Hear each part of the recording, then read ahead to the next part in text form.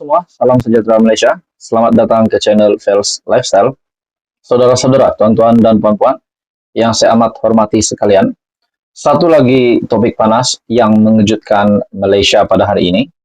Ini lagi-lagi berkaitan dengan skandal dan rasuah antara yang terbesar pernah berlaku di Malaysia. Saudara-saudara, tuan-tuan dan puan-puan, bagi saya ini satu tangkapan, satu serbuan, satu penemuan yang pasti mengejutkan. Berkaitan dengan wang bertimbun yang ditemui di pejabat, di kediaman, dan di beberapa tempat di sebuah kediaman salah satu pemimpin. Saya boleh katakan ini pemimpin, dan bagi saya ini pasti mengejutkan ramai orang, terutamanya kepada kepimpinan politik di Malaysia, disebabkan kita tahu kepimpinan politik selalu bercakap tentang mencegah rasuah, melawan rasuah, terutamanya Perdana Menteri Datuk Seri Anwar Ibrahim sebagai Perdana Menteri. Nah, saudara-saudara, dalam satu artikel dari biharian.com, RM44 juta ditemui di pejabat, rumah bekas pengarah Jabatan Air Sabah ataupun JANS.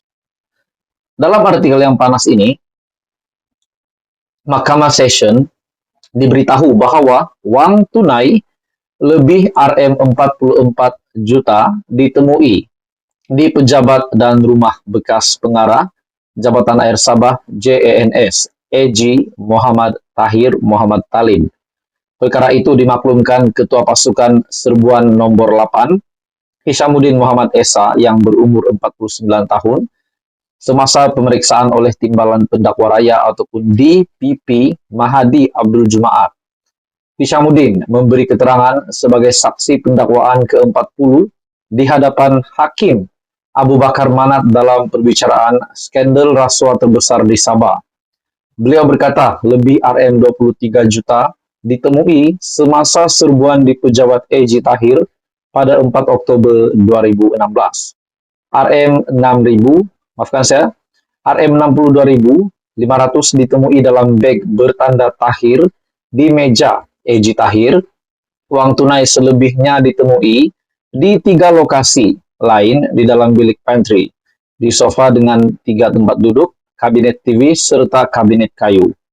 Beliau juga turut memberi keterangan bahwa setiap bungkusan wang antara 50K hingga 100K dan hanya AG Tahir yang mempunyai akses ke bilik pantry di pejabatnya. Bilik pantry itu adalah bilik dengan papan tanda go away di pintunya, di mana timbunan wang tunai ditemui dan dirampas SPRM, Suruhanjaya Pencegahan Rasuah Malaysia. Hishamuddin turut memberitahu pada hari sama, lebih RM21 juta ditemui ketika pasukannya menyerbu rumah AG Tahir di Sembulan. Menjawab soalan, beliau berkata lebih RM8 juta ditemui dalam sebuah bilik di tingkat 3 rumah itu. Beliau turut berkata 86 jam tangan berjenama dan mewah serta 921 barang kemas turut ditemui di rumah berkenaan. Saksi selanjutnya memberi keterangan bahwa pasukannya selanjutnya menemui wang tunai RM9 juta dan RM4 juta dan masing-masing di dalam kereta Mazda dan Mercedes-Benz. Bagi saya, saudara-saudara, ini satu tangkapan penemuan SPRM yang pasti mengejutkan ramai kepimpinan politik di Malaysia. Dan ini sudah pasti berita buruk kepada mana-mana pemimpin politik yang memang mencegah rasuah.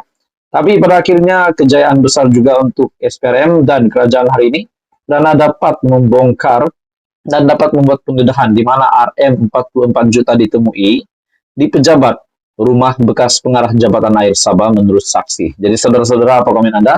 Teruskan bersama di dalam channel ini untuk info yang seterusnya. Jangan lupa tekan butang like, share, dan subscribe. Halo semua, salam sejahtera Malaysia. Selamat datang ke channel Fels Lifestyle. Satu kejutan besar untuk bekas Perdana Menteri Tun Dr. Mahathir Mohamad.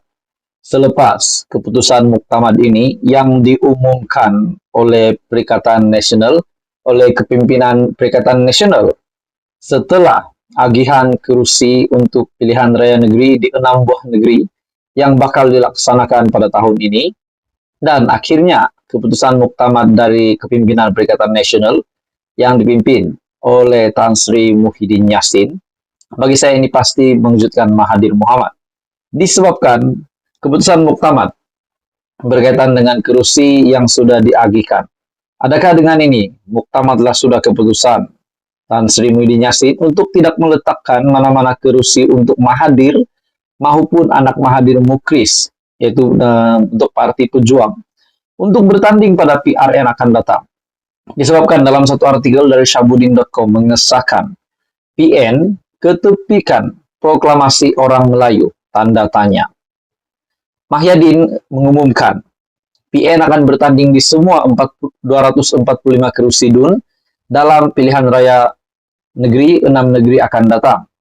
PAS pula akan bertanding 126 kerusi, Bersatu 83 kerusi, dan Gerakan 36 kerusi. Rundingan kerusi berjalan dengan agak lancar, tiada perselisihan faham yang boleh mencetuskan masalahnya. Persoalannya yang timbul, bagaimana pula dengan kerjasama di antara Tun Dr. Mahathir Muhammad bersama-sama dengan Bersatu? Adakah dengan ini signal dari Muhyiddin Yassin dari Perikatan Nasional untuk menolak Mahathir Muhammad setelah permohonan ataupun hasrat Mukris untuk Pejuang menjadi anggota komponen di dalam PN pun telah ditolak? Adakah dengan ini signal bahwa Mahathir pun ditolak, walaupun kita tahu Mahathir yang bersedia untuk bekerja sama dan Muhyiddin pula tidak menolak kemungkinan untuk bekerja sama dengan Mahathir, namun belum ada pun perjumpaan yang dilakukan di antara dua bekas Perdana Menteri itu. Dalam artikel ini lagi, kami dapat muktamadkan rundingan lebih awal berbanding tarik pengundian yang masih belum diumumkan, katanya. Turut hadir Presiden PAS, Hadi Awang, Presiden Gerakan Dominic Lau, dan barisan pimpinan tertinggi PN. Sebelum ini, selepas mengadakan rundingan meja bulat dengan parti-parti yang menyokong proklamasi orang Melayu, Tun Mahathir seolah-olah menobatkan dirinya sebagai ketua pembangkang, mengumumkan mereka bersetuju untuk tidak bertembung sesama sendiri dalam PRN.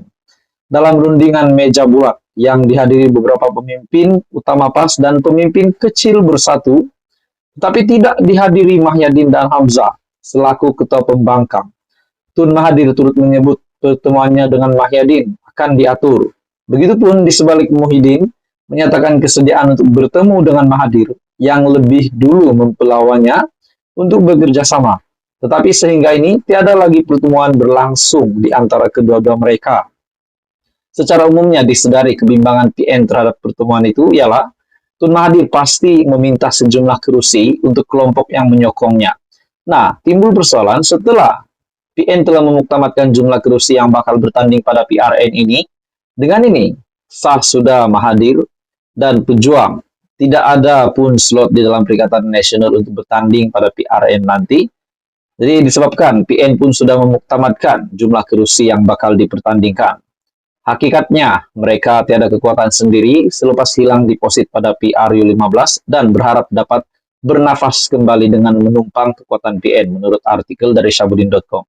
Adakah dengan ini hilang sudah, hancur sudah harapan dan cita-cita Tun Dr. Mahathir Muhammad dengan PN telah memuktamadkan kerusi yang bakal dipertandingkan?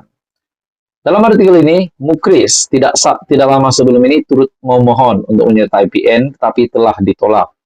Sementara Tun Mahathir dalam artikel ini yang masih berada di luar negara dan tanpa menunggu perjumpaan dengan Mahyadin berlangsung, PN secara rasmi telah mengumumkan dan memuktamadkan pembahagian kerusi antara mereka.